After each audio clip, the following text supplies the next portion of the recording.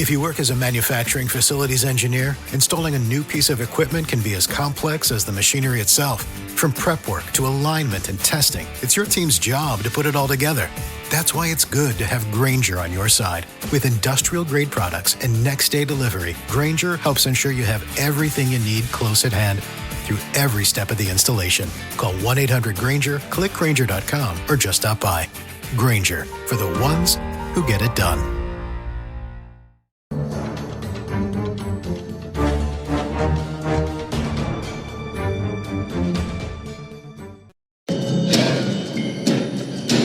On this rundown farm, the Canadian police discovered an unimaginable horror.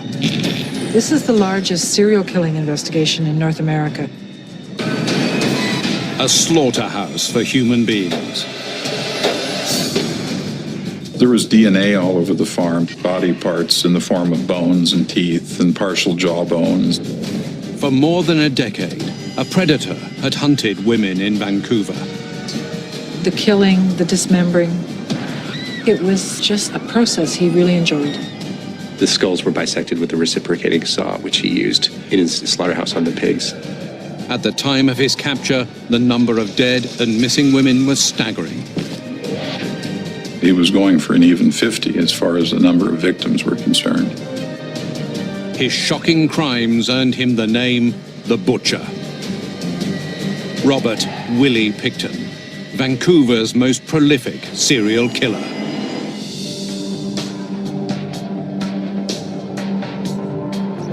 February 1999, Willy Pickton was on the prowl. He headed to Vancouver's downtown east side, looking for a prostitute or a drug addict, any woman desperate for money.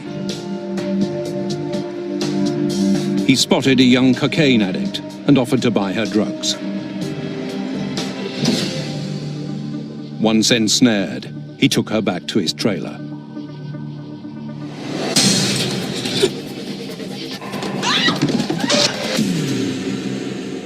Once dead, Pickton knew how to make his victim disappear.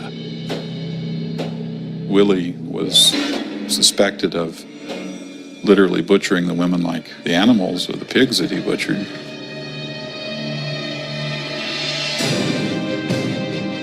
Pickton's gruesome methods made his crimes almost undetectable. To stop him, the police had to conduct the most complex investigation in Canadian history.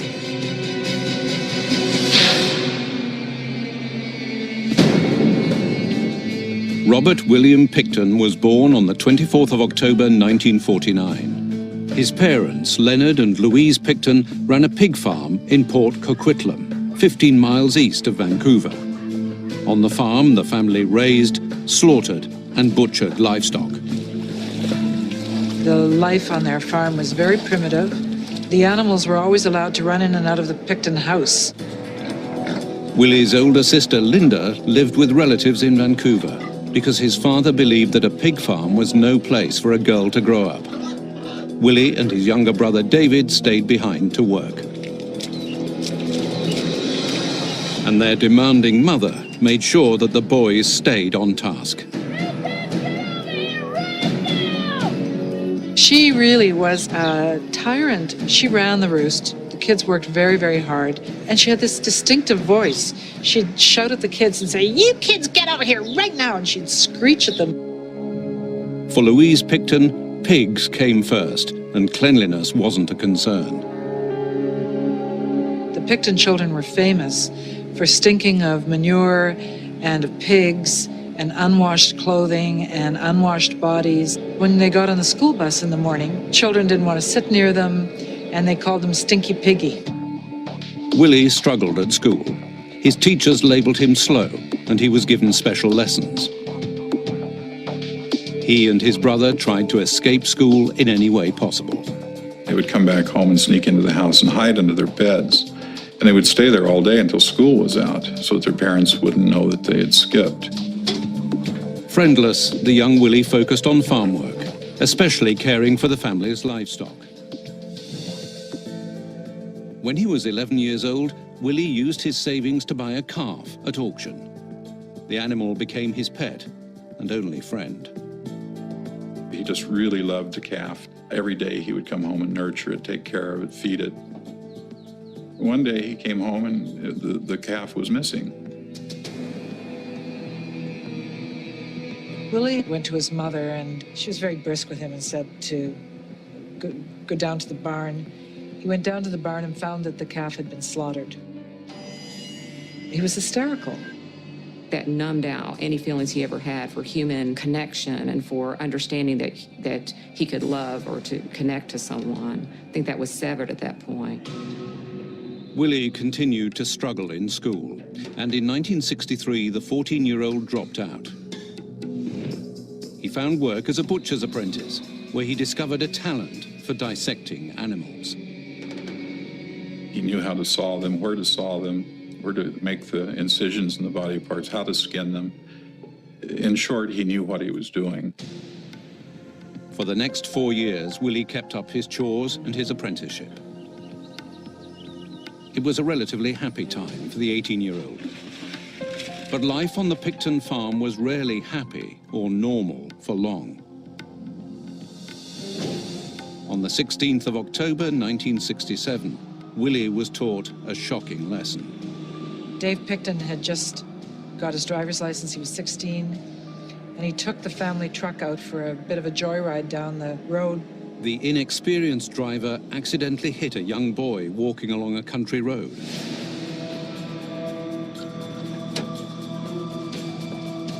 David raced home and told his mother what had happened. As Willy later told friends, his mother knew just what to do. She told him to take the truck right away to the garage that looked after their vehicles and get it fixed, and I'll take care of the kid. Louise found the boy lying in the road. He was badly injured, but still alive. The evidence suggests that she rolled his body into a watery ditch where he drowned.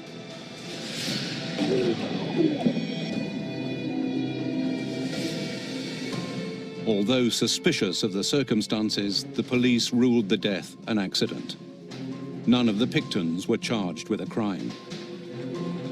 It was a family where if you could get away with something, you got away with it. Pickton's mother was extremely antisocial, and I think it was those antisocial traits that Louise had that really affected Willy and really shaped his feelings about what he could get away with.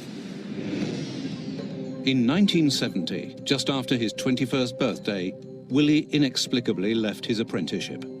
He went to work full-time on his parents' farm.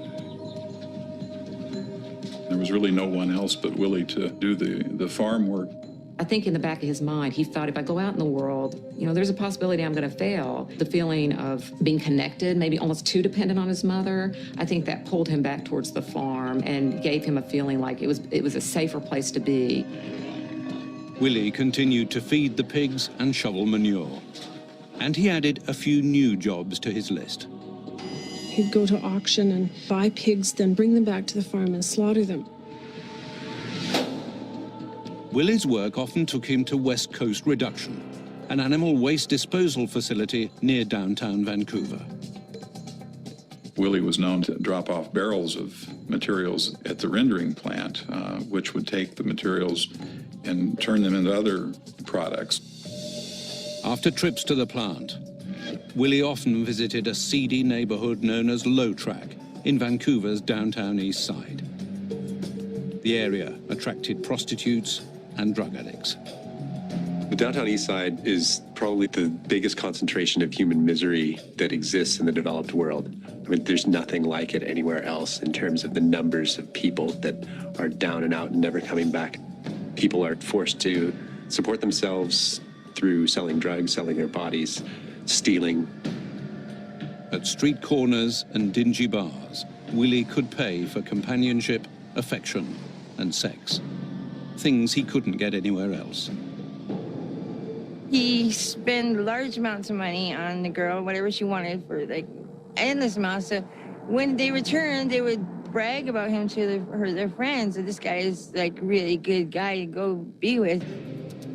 Amid the sordid lives of Low Track's population, Willy found his niche. he began frequenting the Astoria Hotel, a pub on East Hastings Street. Here, men talked to him as equals, and women offered him sexual favors. He had grown up as a very powerless person, and to have people that he could do favors for, help out, do anything, gave him a position, gave him a feeling that he had some sort of power. Power that he enjoyed. But gradually, Willy's need for power grew. He picked up prostitutes with increasing regularity. Outwardly, he seemed friendly, even caring. But once a girl got into his car, he could turn violent. Guys like Willy, they need more and more stimulation because they feel restless, they feel bored, and I think the only way to get that is to kind of up the ante and to do something more.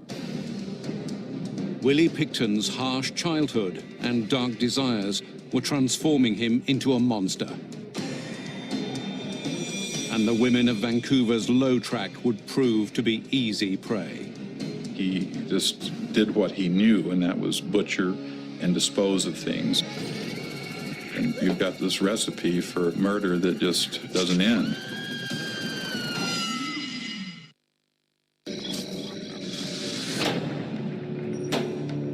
In 1975, 25-year-old Willy Pickton spent his days butchering pigs and his nights trawling for prostitutes in Vancouver's seedy downtown East Side. Willy had two personalities, you know. He would be the kind of aw shucks, simple farm boy out in the country.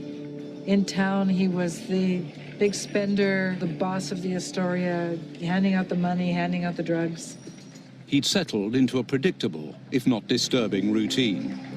But in 1978, Pickton's life changed abruptly. His parents' health had been failing, and in January of that year, his father died. Soon after, his mother became terminally ill with cancer. As Willy took care of her, he saw this once all-powerful woman become sickly and frail.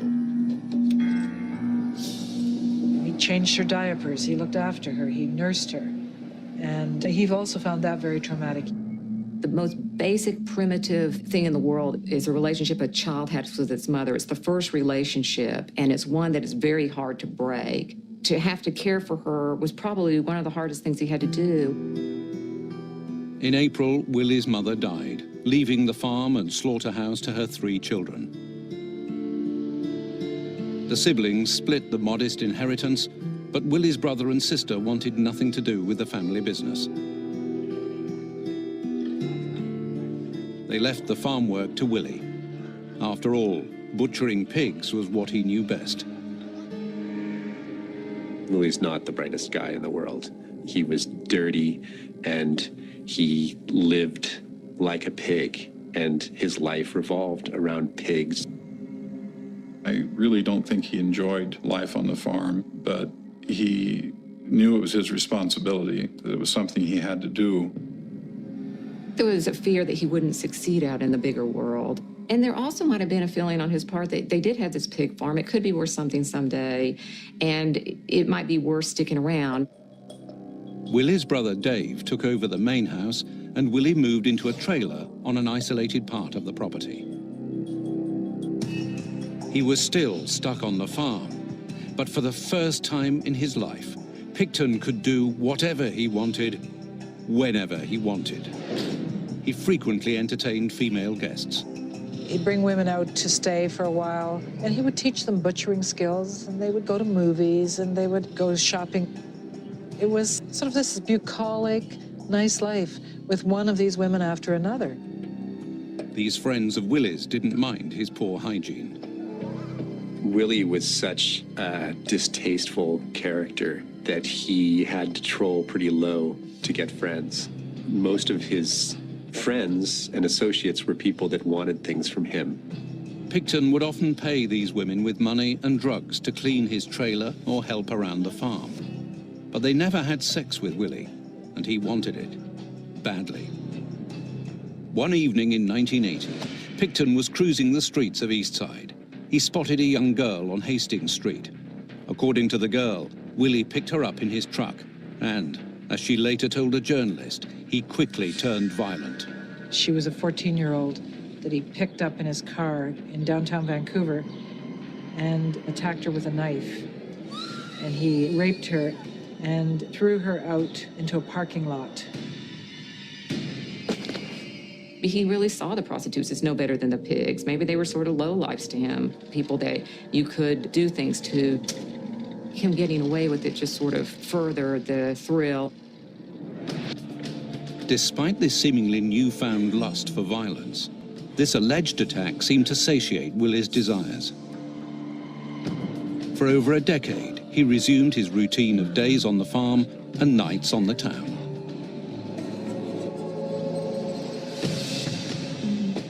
Then, in 1994, the Picktons sold the north end of the farm. The sale netted them almost $2 million. Flush with cash, Willy and his brother started a social events business in 1996. Piggy's Palace Good Time Society was an excuse for the brothers to throw wild parties.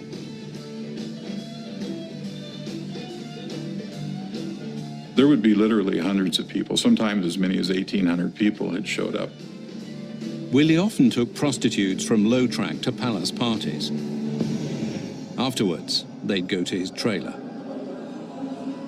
They engaged in kinky sex involving bondage. For the first time in his life, Willy was in control. His recent wealth gave him power over people, especially the wretched souls of Vancouver's Low Track. He exploited the vulnerable drug-addicted prostitutes in order to satisfy his disturbing sexual fantasies. He was a pig farmer who obviously had a kind of taste for activities that most of us would consider not pleasant. And when he didn't get what he wanted, he could turn violent. Quickly. In March 1997, a prostitute called Wendy Eistetter went home with Pickton. During sex, Willy tried to handcuff her, but she broke free. Pickton grew enraged. He said that he had a knife and he was coming at her. Wendy managed to grab a knife from the kitchen. For every stab, he stabbed her and she stabbed him back. Barely clothed and badly wounded, Wendy fled the farm. An elderly couple driving past picked her up and took her to a nearby hospital. She's got scars everywhere, all over the place. It was horrible. Like huge scars, like really, like gashed down and there. The police charged Pickton with assault, but Wendy was too terrified to testify. She never showed up for the trial. The case against Pickton was dismissed. He went back to his farm, back to his pigs, and back to his butcher knives.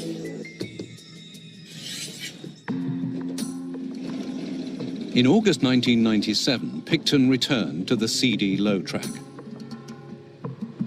He approached a 24-year-old woman called Marnie Frey. Marnie was a heroin addict. Willy offered to buy her drugs in exchange for sex. He took her back to his trailer. After sex, he turned violent. Marnie was never seen again. He probably took her body apart and buried it in pieces on the farm, some of it anyway. What was left, he may have disposed of at West Coast Reduction, the animal waste disposal plant that Willy frequented. The murder of Marnie Frey marked the start of a violent new chapter in Pickton's life. Along with a compelling desire to sexually dominate women, he now had a taste for murder. Between 1995 and 1997, 21 women vanished from Vancouver's sleazy downtown East Side neighborhood. He loved every bit of it. The pickup, the courtship on the street corner downtown, how much he'd pay, the killing, the dismembering. I think it was just a process he really enjoyed.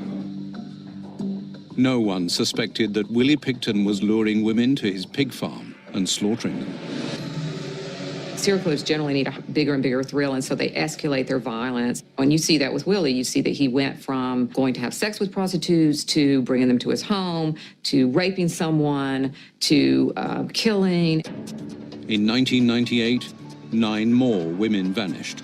The police did not investigate, and they discounted the possibility of foul play. There were family members and friends and associates of the women that were missing that were filing police reports and being told, these women just get on the Greyhound and they go somewhere else. Police don't like to investigate any case where there isn't a body. So they said, oh, she's just visiting her family in Florida or whatever.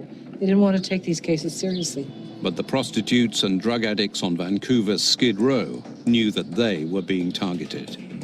There wasn't no notice, like we weren't informed or anything about beware there's a monster on the street. It's just girls that were not on the corner anymore.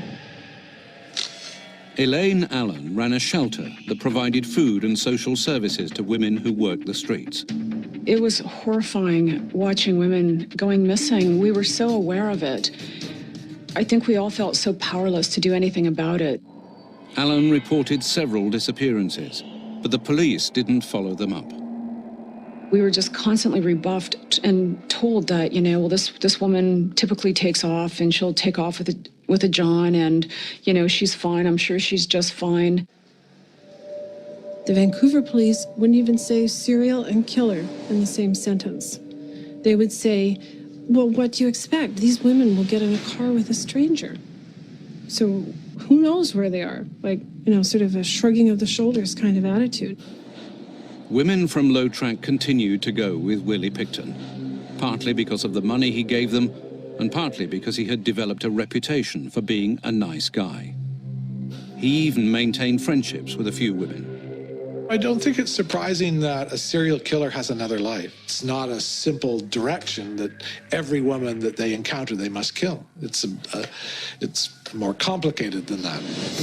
One of Willie's friends was a crack addict called Lynn Ellingson. For several months in 1999, she lived on his farm.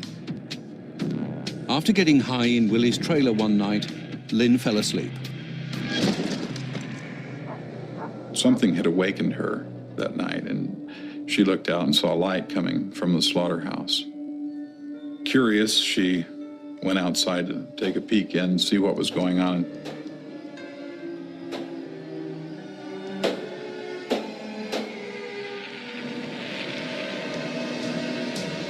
Dangling in front of her were a woman's purple painted toenails. It was Georgina Papin, Pickton's latest victim. Terrified, Lynn fled the farm. Willie did not go after her. Well, Willie was a bit of a conundrum. Perhaps he didn't kill Lynn Ellingson because she was a friend. He'd gotten to know her. Most serial killers kill people that they don't know. Ellingson never went to the police, and Willie continued to butcher. The pig farmer millionaire was on his way to becoming Canada's most prolific serial killer. By February 1999, pig farmer Robert Willie Pickton had murdered at least 2 women. But more than 30 women were missing from the streets of Vancouver. As the police continued to discount the disappearances, Pickton prepared to claim another victim. Her name was Brenda Wolfe. She was a drug addict who had come to Willie's pig farm hoping to score some drugs. She never left.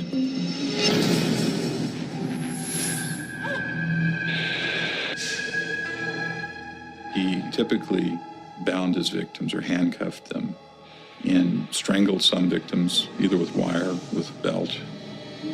As Willie later claimed, he carried his victims' lifeless bodies to the slaughterhouse. With the precision of an experienced butcher, he cut them up. He just did what he knew, and that was butcher and dispose of things. He probably never gave it any thought. For most of his victims, Pickton would load their remains into barrels and dump them at West Coast Reduction. Brenda was the 53rd Vancouver woman to vanish without a trace. The missing women were all prostitutes or drug addicts from the city's Skid Row. Women were very scared. They saw their friends were going missing. They knew that. I heard women say, I'm going to be the next one. If you don't see me tomorrow, you know, I'm going out tonight. Come looking for me. As women became increasingly nervous, Willy began having trouble convincing them to come to his farm. Willy has diminished capacities. He's a bit of a dim bulb, but he was shifty and clever in a kind of animal way. The pig farmer had a few female friends, and he found ways to use them to lure victims. One of his friends was Dinah Taylor. Willy sent Taylor to women's shelters in search of prostitutes and drug addicts. Dinah Taylor would go in there and they'd say, let's go party with Uncle Willy. He's got drugs, he's got booze, he's got money. I do remember seeing her in the center a few times in the evenings. She would pop in and sometimes pop out with the woman with her. And once he had them at his farm, the women were easy prey. It's sort of a psychological thrill to go from being the rejected to being the one that sits back and has women being brought to him, and not only being brought to him, but being brought to him to prepare for slaughter. He would usually accuse them of stealing something from him, stealing money from his wallet, something like that, and use that as an excuse to work up a rage against them, and then he'd attack them. By January 2001, the number of missing women had reached 62. The authorities could no longer ignore the problem. That April, the Vancouver Police Department and the Royal Canadian Mounted Police launched the Missing Women's Task Force. Reward posters promised $100,000 for information leading to an arrest. Over 12,000 tip-offs flooded the hotline. Several callers mentioned a pig farmer east of Vancouver. Willy's name was eventually added to a list of suspects. He had a prior arrest for assault, but no convictions. The police didn't probe any further. They didn't really know how to look for a serial killer. They didn't have the manpower. They had terrible records. They didn't have a DNA bank to check the identity of these women. The families of the missing women were desperate for answers. They urged the police to investigate. It didn't matter how many times you phone them and explain to them that we think that she could be on this farm or somewhere out in Port Coquitlam. They didn't seem to care. I don't know why they didn't put more importance on him. They were tracking a whole lot of different people, and he probably just fell through the cracks. Willy continued his killing spree during the course of 2001. In June, he murdered Andrea Josbury. And in August, Serena Abbotsway became his next conquest. But unlike his other victims, Pickton didn't immediately dispose of their bodies. Instead, he placed their heads, hands, and feet inside plastic buckets and stored them in a meat freezer. I think he got sloppy. I think he got careless. Here's a man who may not have really understood the implications of what could happen to him. I think he thought he was sort of invulnerable. Again, going back to his mother, his mother got away with murder, and I think he felt sort of invincible. In November 2001, Willy stopped on the corner of Main and Hastings to talk to 26-year-old Mona Wilson. At his promise of free dope and booze, she jumped into his car. Instead of taking Mona to his trailer, Pickton led her to a camper van behind a barn. After sex, he savagely beat her. perhaps this particular woman tried to fight back or did something that was outside the script that Willie had in his mind, and that somehow it must have set off whatever psychological rage that he had. Pickton then shot her with a .22 caliber revolver. Her blood spattered the walls and soaked into the mattress. It just could have been that as time went on, he was escalating his violence because he had more and more of a need just to act it out in ways that were more violent. By the end of 2001, 64 women from Vancouver's Low Track were on the list of missing women. But the police were no closer to breaking the case.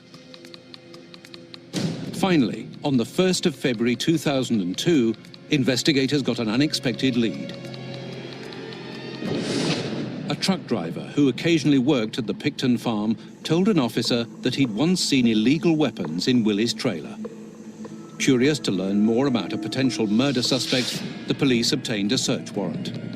They had to move very, very carefully. They didn't want to lose this one. 4 days later, the Vancouver police closed in on the Pickton property.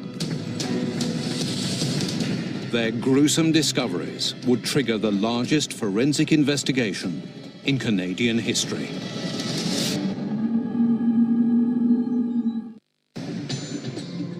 The 5th of February 2002, drug addicts and prostitutes were mysteriously disappearing from Vancouver's downtown east side.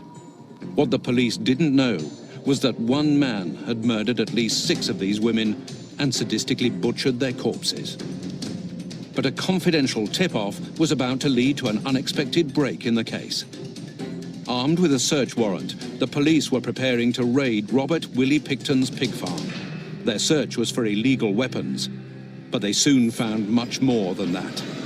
One of the investigators came across an inhaler that had one of the missing women's name on it. It was prescribed to Serena Abbotsway. And at that point, the Joint Task Force decided to halt the firearms investigation and obtain new search warrants. Willy Pickton spent the night behind bars. The police alerted the media to the break in the case. By dawn, reporters and camera crews from across the country had surrounded the farm. Everyone just stood there with their mouths open. Imaginations went wild. It was like everyone's worst nightmare come true. Inside the property, investigators uncovered a grisly scene, proof of Mona Wilson's murder. Her blood was found soaked into a mattress. It was found on the floor. It was found on cupboards. It was found on the walls, all the way to the kitchen. In a rubbish bin outside the camper van was all that remained of the missing woman. You could see her brain, you could see her hair, you could see just the bisected human head floating in this pinkish soup. In an interrogation room, task force officers grilled Pickton for hours, but he was surprisingly calm and he denied everything. There was a part of him that didn't care, the same way his mother didn't care that he had feelings. He put his legs up over the edge of the chair and he was having a good time. And he was really enjoying himself. After 11 hours of intense questioning, the investigators changed tactics. They decided to put an undercover police officer in the cell with Willie to see if he said anything. Willy knew he was under surveillance, but that didn't stop him from bragging to his cellmate. At one point, Willie told the undercover cop that he was going for an even 50, which in Willie's mind meant that he'd killed 49 women. Pickton also implied that he'd used a disposal plant to get rid of the bodies. He mentioned to the undercover policeman that he got sloppy in the end. He finally had somebody that he could talk to about what was really happening. One of the biggest parts for serial killers is to get to brag about how many people they've killed. On the 22nd of February, the police charged Pickton with the murders of Serena Abbotsway and Mona Wilson. Meanwhile, a small army of police and forensic specialists were converging on the farm to search for the remains of the other victims. The police investigators made a grid of the entire property, and they were searching it grid box by grid box. The forensic investigation revealed a terrifying record of murder and depravity. There were some freezers in there. One of the freezers contained 2 buckets, with each containing the head and hands and feet of Serena Abbotsway and Andrea Joesbury. They took literally hundreds and hundreds of thousands of DNA samples. It was just a mind-boggling police operation, just a forensic search that probably is unrivaled almost anywhere. By April 2002, the police had enough evidence to charge Pickton with 5 more counts of murder. Stories about Pickton's butchery made headlines across Canada and the United States. A few times I had phone calls from journalists asking me if I knew a particular woman, and I'd say, yeah, sure, I know her. Why? And they'd say, well, her remains were just found on Robert Pickton's farm. I had to process the fact that they were talking about someone who I had assumed was alive. Even with Pickton behind bars, details about the murder spread terror throughout the city. On the 11th of March 2004, Canadian health officials issued a shocking statement. Cross-contamination could mean that human remains did get into or contaminate some of the pork meat that was produced. We've been given a lot of pig meat from that pig farm. The night that this all broke on the news, we phoned Lynn, and the first thing that my daughter had said to her aunt was, I was really sorry with Auntie Lynn, because it's possible we could have eaten Marnie. No one brought meat forward, but for many, Pickton's trial could not start soon enough. The forensic investigation of the evidence gathered at Willy Pickton's farm lasted 22 months. By the end of 2005, the police had catalogued enough evidence to charge Pickton with a total of 27 murders. But their case wasn't as strong as they'd hoped. January 2006. The trial of Canada's worst serial killer was about to begin. Throngs of spectators, including dozens of victims' family members, filled a Vancouver courtroom. They came to see a killer brought to justice. Pig farmer Robert Willy Pickton was charged with killing and dismembering 27 women. But the authorities believed that the number of victims could be as high as 49. Chilling details about his crimes gripped people in Canada and the US. What makes Pickton front page news is this almost perverse combination, pig farming and, serial sexual predator. It became a sort of fascinatingly lurid case. Pre-trial hearings took almost a year. Justice James Williams dismissed one murder charge for lack of evidence. He also divided the cases into 2 trials. The cases were just so complex and so long, the judge ordered a severance so that the case would become manageable. Pickton would first stand trial for 6 counts of murder. And to ensure a fair trial, the judge issued a strict ban, limiting what details journalists could share about the proceedings.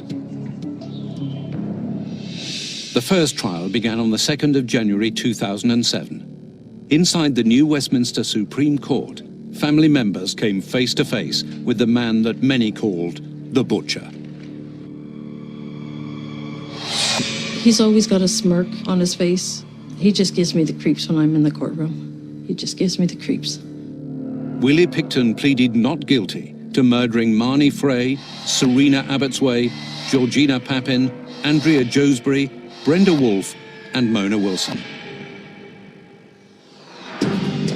The prosecution led the jury through a staggering array of evidence, including gruesome crime scene photographs, blood spatter analysis, forensic and DNA evidence. There was all kinds of evidence presented, like woman's jacket and lipstick and night vision goggles, manacles, just really ugly, terrifying stuff. Among the witnesses who testified against Willy, Andrew Bellwood was a man who had lived at the Pickton farm for several weeks in 1999. He testified that Willy had play-acted the murder of prostitutes on his bed, kneeling down and pretending that He was strangling a prostitute with a belt or a piece of wire. The defense attacked Bellwood's credibility, citing his criminal record and former drug use. But Bellwood's story still chilled the courtroom. His descriptions were very, very detailed. Equally compelling was the testimony of Willy's one-time friend, Lynn Ellingson. She was the only person that was going to testify that she'd seen Willy Pickton with a dead woman. But Pickton's defense team shredded Ellingson's testimony. They exposed inconsistencies in her story and reminded the jurors that she'd been using drugs the night of the alleged murder. The defense worked very hard to undermine her credibility with a great deal of success. As the trial continued, the defense team portrayed Willy as a simpleton who wasn't capable of committing these elaborate murders on his own. In some sense, he was almost a primitive animal. People talk about how smart he is, but wolves and animals kill all the time. And Willy was probably one step removed from them. Pickton's lawyers suggested that friends like Ellingson or Dinah Taylor could have been responsible. Final arguments concluded on the 26th of November 2007. The jury deliberated for 2 weeks. On the 8th of December, the victims' families and journalists gathered to hear the jury's verdict. Suddenly we realized that some of the jurors were in tears. And that told me right away that there was going to be a problem with this verdict. And from the family's point of view, there was. The jury found Pickton not guilty on all counts of first-degree murder. The families that were in the courtroom started to scream. But Pickton did not escape justice. The jury did find him guilty on 6 counts of second-degree murder. Judge Williams gave him the maximum sentence, 25 years in prison. And it's essentially about premeditation. And so you wonder how someone who killed 6 women didn't premeditate that it wasn't planned and orchestrated. The jury just couldn't reconcile in their mind whether or not he acted alone. A date for the second trial has not been set. Friends and family members of Pickton's other 20 alleged victims are still waiting for their day in court. To think that we still have 20 charges that have never been tried against Robert Pickton feels like unfinished business to me. Investigators may never know exactly how many women were murdered on the Pickton farm. And another haunting question. What turned a lonely boy on a Canadian pig farm into possibly the country's most prolific serial killer? It's that combination of nature and nurture, of learning, of psychology, and also maybe genetics. Maybe he had a predisposition to being this way, but he also learned that life didn't really have much meaning.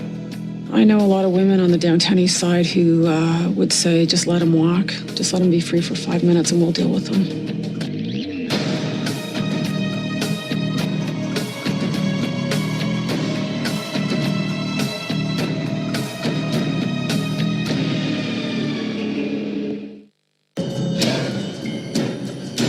On this rundown farm, the Canadian police discovered an unimaginable horror.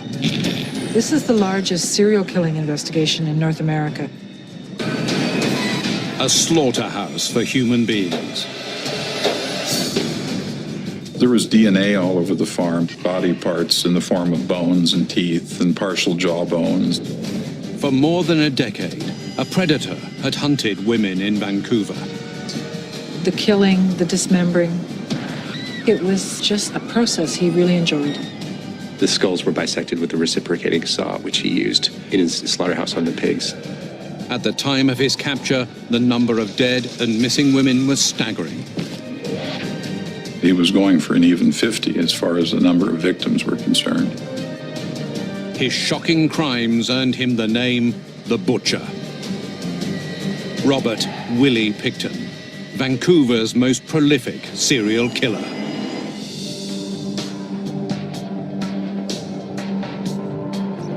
February 1999, Willy Pickton was on the prowl. He headed to Vancouver's downtown east side, looking for a prostitute or a drug addict, any woman desperate for money. He spotted a young cocaine addict and offered to buy her drugs. Once ensnared, he took her back to his trailer.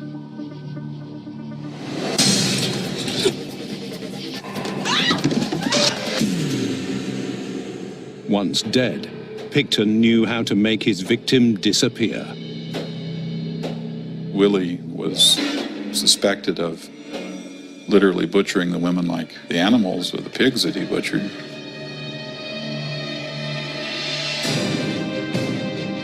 Pickton's gruesome methods made his crimes almost undetectable. To stop him, the police had to conduct the most complex investigation in Canadian history.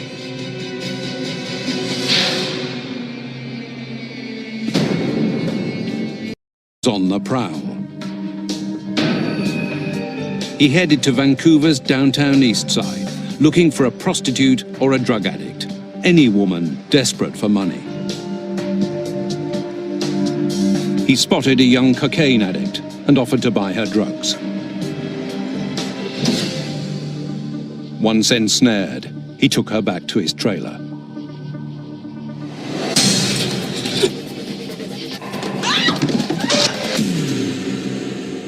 Once dead, Pickton knew how to make his victim disappear. Willy was suspected of literally butchering the women like the animals or the pigs that he butchered.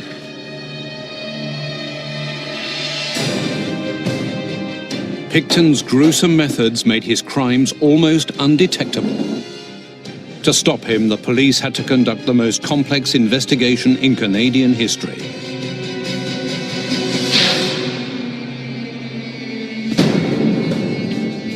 Robert William Pickton was born on the 24th of October 1949. His parents, Leonard and Louise Pickton, ran a pig farm in Port Coquitlam, 15 miles east of Vancouver. On the farm, the family raised, slaughtered, and butchered livestock. The life on their farm was very primitive. The animals were always allowed to run in and out of the Pickton house. Willy's older sister, Linda, lived with relatives in Vancouver because his father believed that a pig farm was no place for a girl to grow up. Willy and his younger brother, David, stayed behind to work. And their demanding mother made sure that the boys stayed on task.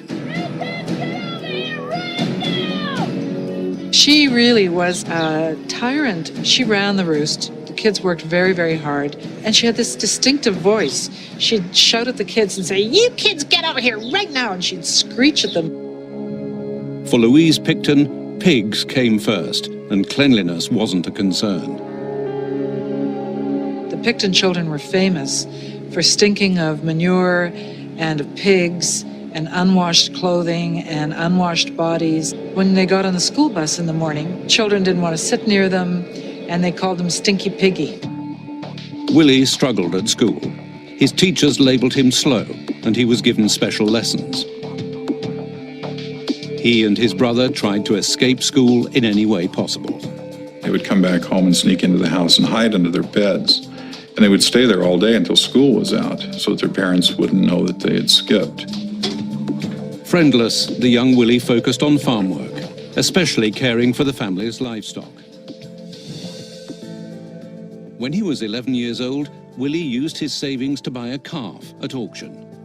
The animal became his pet and only friend. He just really loved the calf. Every day he would come home and nurture it, take care of it, feed it. One day he came home and the calf was missing. Willy went to his mother, and she was very brisk with him and said to go down to the barn. He went down to the barn and found that the calf had been slaughtered. He was hysterical. That numbed out any feelings he ever had for human connection and for understanding that he could love or to connect to someone. I think that was severed at that point. Willy continued to struggle in school, and in 1963, the 14-year-old dropped out. He found work as a butcher's apprentice, where he discovered a talent for dissecting animals. He knew how to saw them, where to saw them, where to make the incisions in the body parts, how to skin them. In short, he knew what he was doing. For the next 4 years, Willy kept up his chores and his apprenticeship. It was a relatively happy time for the 18-year-old. But life on the Pickton farm was rarely happy or normal for long. On the 16th of October 1967, Willy was taught a shocking lesson. Dave Pickton had just got his driver's license. He was 16, and he took the family truck out for a bit of a joyride down the road. The inexperienced driver accidentally hit a young boy walking along a country road.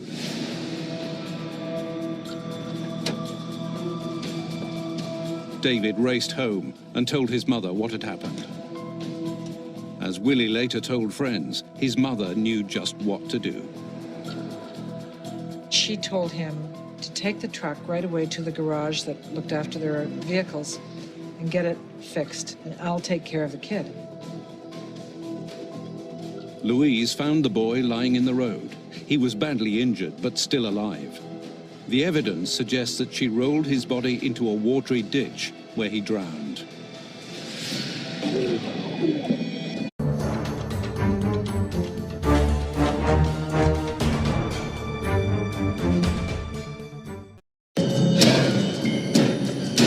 On this rundown farm, the Canadian police discovered an unimaginable horror. This is the largest serial killing investigation in North America. A slaughterhouse for human beings. There was DNA all over the farm, body parts in the form of bones and teeth and partial jaw bones. For more than a decade, a predator had hunted women in Vancouver. The killing, the dismembering, it was just a process he really enjoyed. The skulls were bisected with a reciprocating saw, which he used in his slaughterhouse on the pigs. At the time of his capture, the number of dead and missing women was staggering. He was going for an even 50 as far as the number of victims were concerned. His shocking crimes earned him the name The Butcher. Robert Willy Pickton, Vancouver's most prolific serial killer.